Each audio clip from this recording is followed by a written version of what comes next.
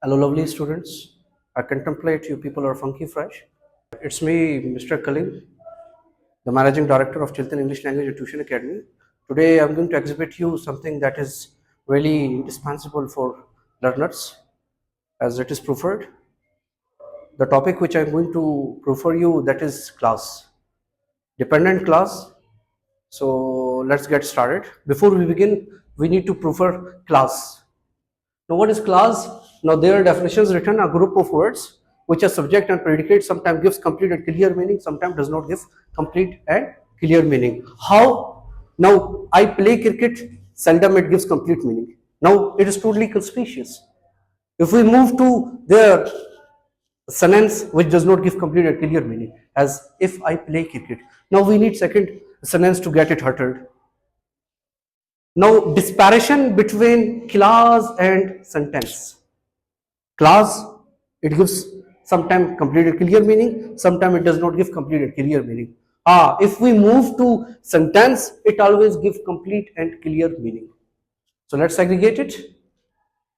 There are two kinds of clauses, independent clause and dependent clause. So let's move to independent clause. Now, what is an independent clause? You can just infer it from content. Independent means arbitrate, autonomous, means independent. Now, independent clause, a clause which gives us complete meaning. Which gives us complete meaning. As precedently we have studied clause, a clause, sometimes it gives complete and clear meaning, sometimes it does not give clear complete meaning. But if we move to the kind of clause, the first kind, independent clause, it always gives complete and clear meaning. You can just here, I am playing cricket. Now, there is no need of any sentence to get it uttered. It is almost done. It is eradicated. It has a meaning. It has a clear meaning. Now, second, we have just studied the independent clause.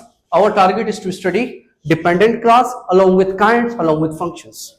Now, that is dependent clause, a clause which does not give complete and clear meaning. Means it has an explicit purport. What? It has an explicit purport. It is neither conspicuous as a clause which does not give complete sense. Now, there we have some embodiments.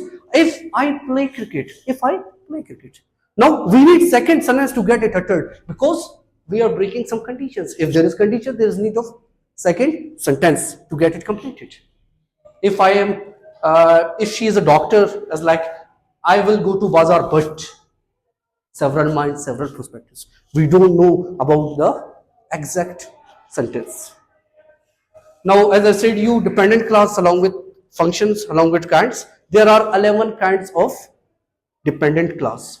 Adjective clause, noun clause, adverb clause, verbless clause, classes of preference, classes of proportion, comment clause, participle clause, elliptical clause, finite clause, and non-finite clause. Now, let's get into the topic. Adjective clause. Well, now, what is an adjective clause? An adjective clause, a clause which works as an adjective, is called adjective clause. How? What does adjective do? It always define noun in a shape of quality, in a shape of disquality, in a shape of quantity. Furthermore, there are 4 kinds of adjective clause. How many kinds? There are 4 kinds of adjective clause. Now, what are those? Defining adjective clause, non-defining adjective clause, context clause, and connective clause. Let's heed to defining adjective clause. Now, what is a defining adjective clause? A clause which gives us information about the subject of main clause. What? A clause which gives us information about the subject of main clause. Now, there we have some embodiments. How we get information about the subject of main clause. Now, you can heed Aslam. Now, Aslam is our subject. We are getting information about the subject of main clause. Aslam is the boy who brought thing for us. Now, who brought thing for us? The highlighted one, the bold one is defining adjective clause because we are getting information about the subject of main clause. We have furthermore examples. The second is, let's move to 4th one. Nelson Mandela, who terminated racism from America. Now, Nelson Mandela is our subject. We are getting information about the subject of main clause. Now, what is the information? Who terminated racism, nepotism from America. Okay, this was our defining adjective clause. The first kind of adjective clause. Now this is non-defining adjective clause. This is non-defining adjective clause. You can just infer, you can contemplate it. Now what is non-defining adjective clause? A clause which gives us extra information about the subject. Now for only we have studied defining adjective clause, it gives us information about the subject of main clause, but non-defining adjective clause, it always gives us extra information about the subject of main clause. What? It gives us extra information about the subject of main clause. Now, for instance, Qaid-e-Azam, who was a Muslim, gave independence to Pakistan. Now, Qaid-e-Azam, if we write it, Qaid-e-Azam, who gave independence to Pakistan, this is only a defining adjective clause because we are getting information about subject. Now, how it is non-defining adjective clause, we need to get extra information about the subject of main clause. As like Qaid-e-Azam, who gave independence to Pakistan, this is only a defining adjective clause. Now, we need to surplus it. How like Qaid-e-Azam, who was a Muslim. Now we just went to his claim, who was a Muslim, gave independence to Pakistan. Now we are just getting extra information about the subject of main clause. Furthermore, Nelson Mandela, who was a non-Muslim, terminated racism from America. Nelson Mandela, who was a non-Muslim. Now who was a non-Muslim? The highlighted one is non-defining adjective clause because we are getting some extra information, some surplus information about the subject of main clause. Now let's move ahead. We have just written it. We have scarcity of time. I must not roll it out. Okay. Now third one is contact clause. Now what is a contact clause? A clause without relative pronoun and relative adverb is known as contact clause. We need to pause it here.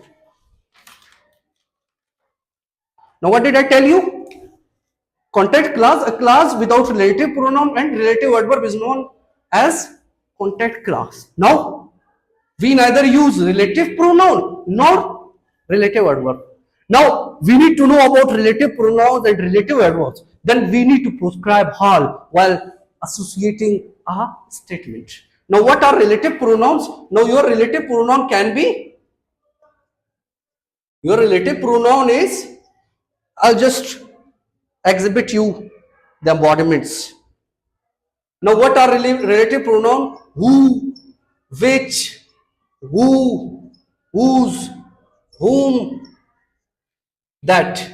Now there we have 5 relative pronouns. By the compensator of that, we do propinquity statements. We do relate statements. Furthermore, it is written relative adverb. Now what is a relative adverb? I need to write it there. We have a scarcity of place. Okay. Now relative adverb. Now what is a relative adverb? Relative adverb when, where and how. When, where and how are called relative adverb and relative pronoun. We need to prescribe. We must not write neither relative adverb nor relative pronoun, but we need to bring a contact clause. How like? Now there I have written some examples. I have just highlighted it. This is relative pronoun. We'll write the contact clause of the same statement. How like? They are the teacher which we respect. Now they are the teacher which we respect. Now we are coinciding, we are combining 2 ideas by which, and prominently which is a relative pronoun. I have just highlighted it here. I have just written it. Furthermore, we need to write the contact clause of the same statement. They are the teacher we respect. They are the teacher we respect. Now neither we used relative pronoun nor relative adverb, but we have just annexed it. Now that is considered as contact clause. There we have furthermore, as I said you, we have scarcity of time. We need to go ahead. The third one is contact, not contact. Contact is done. Connective clause. Now what is a connective clause? A clause which does not modify the subject of main clause, just continue the story. Now in this clause, we do not modify the subject of main clause, we just continue, we just perpetuate the story. All like, now it is written, I went to the store and then I bought some milk. I went to the store and then I bought some milk.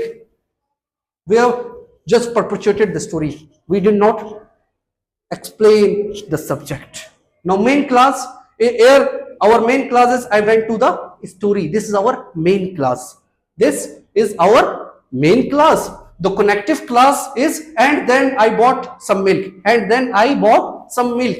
Now continuing the story. Now till there, if you have any confusion, you can just ask me. There we have some more embodiments. It can just revitalize you, helps you to get it clearly. So we'll meet later. Allah Hafiz.